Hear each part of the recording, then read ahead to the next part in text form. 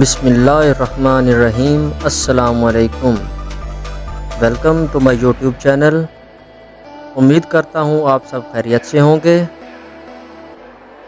آج ہم بات کرنے جا رہے ہیں ایک ایسے ملک کی جس کو قدیم پرشیا بھی کہا جاتا تھا، یعنی کہ ایران۔ ایران، جسے تاریخ میں پرشیا کے نام سے جانا جاتا تھا، یہ خطہ دنیا کے قدیم ترین تہذیبوں کا گہوارہ رہا ہے۔ آج ہم آپ کو 5000 سالہ تاریخ کے ایک شاندار سفر پر لے چلیں گے۔ سب سے پہلے ایلامی سلطنت۔ 3500 قبل مسیح میں ایلامی تہذیب نے ایران میں پہلی منظم حکومت قائم کی۔ ان کا دارالحکومت سوسا شہر تھا، جو آج کے خوزستان صوبے میں واقع ہے۔ اس کے بعد ہے میدی سلطنت۔ میدیوں نے پہلی ایرانی سلطنت قائم کی، جسے بعد میں سائرس اعظم نے ختم کر دیا۔ سائرس اعظم نے تاریخ کی عظیم ترین سلطنت قائم کی، جو 3 براعظموں تک پھیلی ہوئی تھی۔ یہ وہ دور تھا جب ایران نے پہلی بار عالمی طاقت کے طور پر اپنی شناخت بنائی۔ اس کے بعد ہوتا ہے آغاز اسلامی دور کا، 651 سے 1501 عیسوی تک۔ عرب فتوحات کے بعد ایران نے اسلامی تہذیب کو اپنایا، لیکن اپنی فارسی شناخت کو بھی برقرار رکھا۔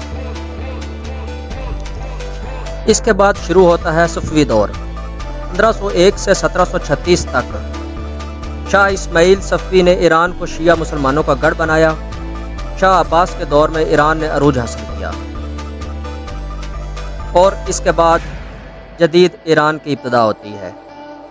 1979 کا اسلامی انقلاب ایران کی جدید تاریخ کا اہم موڑ تھا، جو اپنی قدیم روایات اور جدید تقاضوں کے درمیان توازن قائم کرنے کی کوشش کر رہا ہے۔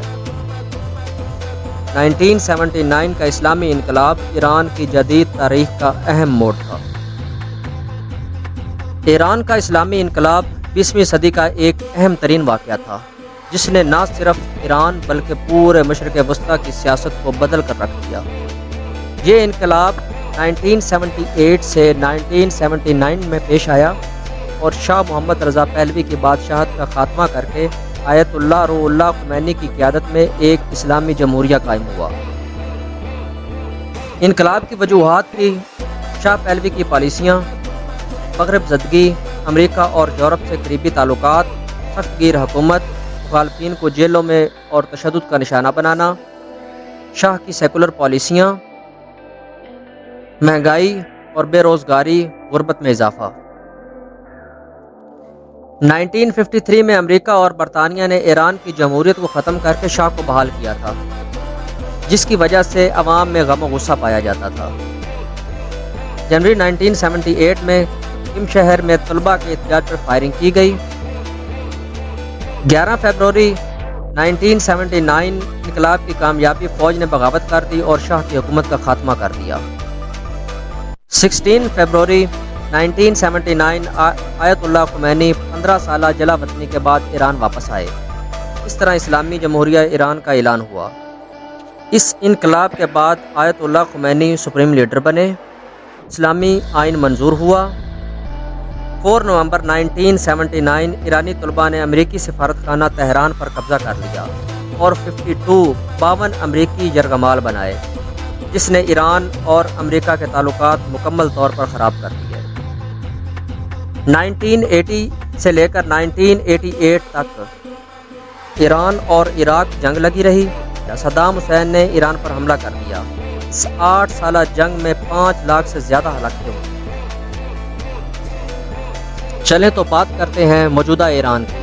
سرکاری نام اسلامی جمہوریہ ایران ہے۔ اس کا کل رقبہ 16,43,195 مربع کلومیٹر ہے، جو دنیا کا 17واں بڑا ملک بنتا ہے۔ مغربی ایشیا، خلیج فارس اور بحیرہ کیسپیئن کے درمیان ہمسایہ ممالک، شمال میں آرمینیا، آذربائیجان، ترکمانستان، مغرب میں ترکی، عراق، مشرق میں افغانستان، پاکستان، جنوب میں خلیج فارس اور عمان کی خلیج۔ ایران کی کل آبادی 90 ملین ہے۔ تہران اس کا دارالحکومت ہے، جس کی آبادی تقریباً 9 ملین ہے۔ ایران کی شرح خواندگی 86% ہے۔ ایران کی قومی ایئرلائن ایئر ایران ہے اور سب سے بڑا ایئرپورٹ امام خمینی انٹرنیشنل ایئرپورٹ ہے جو تہران میں واقع ہے۔ اس کی کل جی ڈی پی 400 ارب ڈالر ہے، کرنسی ایرانی ریال ہے، بے روزگاری کی شرح تقریباً 10% ہے۔ امریکہ اور یورپ کی طرف سے مختلف معاشی پابندیوں کی وجہ سے چیلنجز کا سامنا ہے۔ ایران ایک تیل اور گیس سے مالا مال ملک ہے، لیکن یہ بین الاقوامی پابندیوں کی وجہ سے اس کی معیشت کو شدید چیلنجز کا سامنا ہے۔ تیل اور گیس ایران کی تجارت کا اہم جز ہیں۔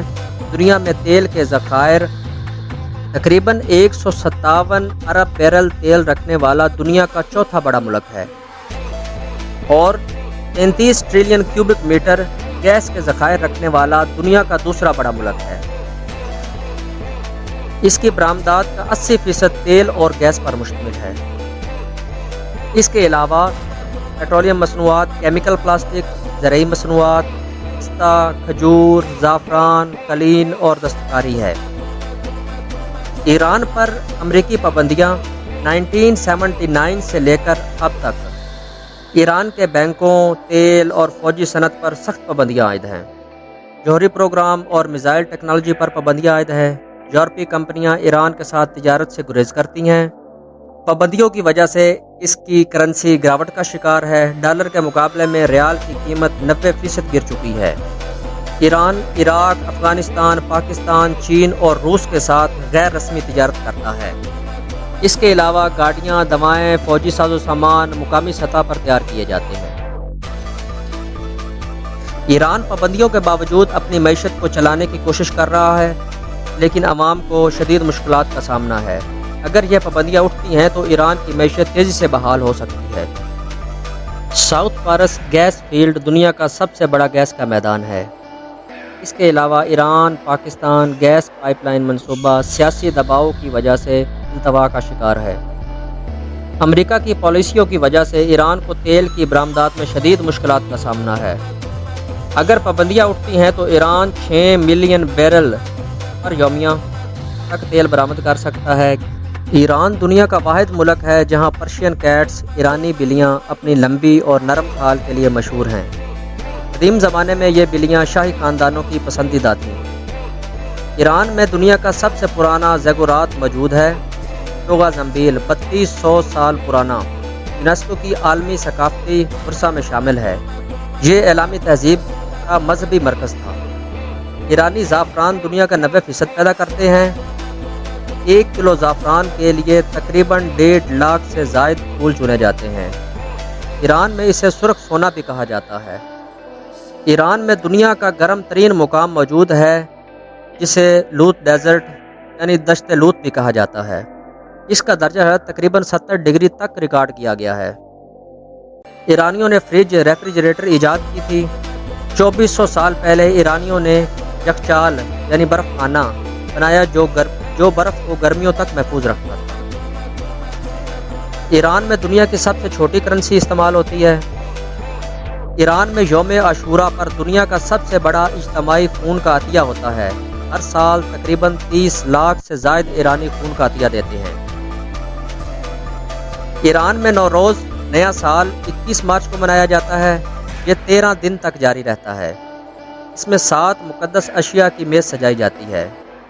ایران کی سمندرگاہیں اہم تجارتی اور اقتصادی مراکز ہیں جو ملک کی بیرونی تجارت میں اہم کردار ادا کرتی ہیں۔ پورٹ عباس ایران کی سب سے بڑی بندرگاہ ہے اور مصروف ترین بندرگاہ ہے۔ خلیج فارس میں واقع ہے۔ تجارتی اور فوجی دونوں لحاظ سے اہم، تیل اور عام تجارتی مال کی ترسیل کا مرکز ہے۔ ایران کی سب سے بڑی کنٹینر ٹرمینل شہید رجانی یہیں پر واقع ہے۔ اس کے بعد پورٹ امام خمینی خلیج فارس میں واقع ہے۔ تیل اور تجارتی سامان کی ترسیل کے لیے اہم خصوصیات کی حامل ہے۔ ایران کی دوسری بڑی بندرگاہ ہے، خصوصاً تیل کی برآمدات کے لیے استعمال ہوتی ہے۔ اس کے بعد آتی ہے پورٹ بوشہر، خلیج فارس میں واقع ہے، تاریخی اور اقتصادی اہمیت رکھتی ہے۔ اس کے قریب نیوکلیر پاور پلانٹ ایران کی جوہری بجلی گھر، ماہی گیری اور تجارتی سرگرمیوں کا مرکز ہے۔ چابہار بندرگاہ بحیرہ عرب پر واقع ہے۔ ایران کا سب سے اہم اسٹریٹجک बंदरगाह है। भारत के साथ तावन से तरक्की दी गई भारत की ईरान में अहम सरमायाकारी है। अफगानिस्तान और वस्ती एशिया तक रसाई का अहम रास्ता है। पोर्ट अंजाली बहरा कैस्पियन पर वाक़या है। शुमाली ईरान की अहम बंदरगाह है। रूस और दीगर कैस्पियन ममालिक से तिजारत का अहम मरकज़ है। मछली और दीगर आबी वसाइल की तिजारत का भी अहम मरकज़ है। पोर्ट माशहर खलीज फारस में तेल और केमिकल की सनत के लिए अहम समझी जाती है। ईरान की बंदरगाहों की अहमियत इसकी जगराफियाई पोजीशन खलीज फारस, बहरा कैस्पियन और बहरा अरब की वजह से है। चाबहार स्ट्रेटजिक लिहाज से सबसे अहम है, जबकि पोर्ट अब्बास तिजारती लिहाज से मसरूफ़ तरीन पोर्ट है। अगर ईरान अपने समुद्री रास्ते बंद कर दे, ख़ास तौर पर अपनाए हर्म, तो इसके मनफी और मस्बत दोनों असरात मुरतब होंगे, जिससे न सिर्फ ईरान बल्कि पूरी दुनिया की मैशत और जियोपॉलिटिक्स मुतासर होगी। आपनाए हर्म से रोज़ाना तकरीबन 18 से 20 मिलियन बैरल तेल गुजरता है, जो दुनिया के 20% तेल की सप्लाई है। अगर यह रास्ता बंद होता है तो तेल की कीमतें आसमान को छू जाएंगी। चीन, भारत, यूरोप और जापान जैसे ममालिक सबसे ज़्यादा मुतासर होंगे। खलीज फारस से निकलने वाले 90% तिजारती जहाज़ आपनाए हरम से गुजरते हैं। कंटेनर शिपिंग महंगी हो जाएगी, जिससे मसनूआत की कीमतें बढ़ेंगी। इतनी पाबंदियों के बावजूद भी ईरान ने अपने आप को मजबूत रखा हुआ है। अल्लाह पाक तमाम मुस्लिम ममालिक को यकजा और तरक्की अता फरमाए। इसी के साथ इजाज़त दीजिए, अपना ख्याल रखिएगा। अल्लाह हाफिज़।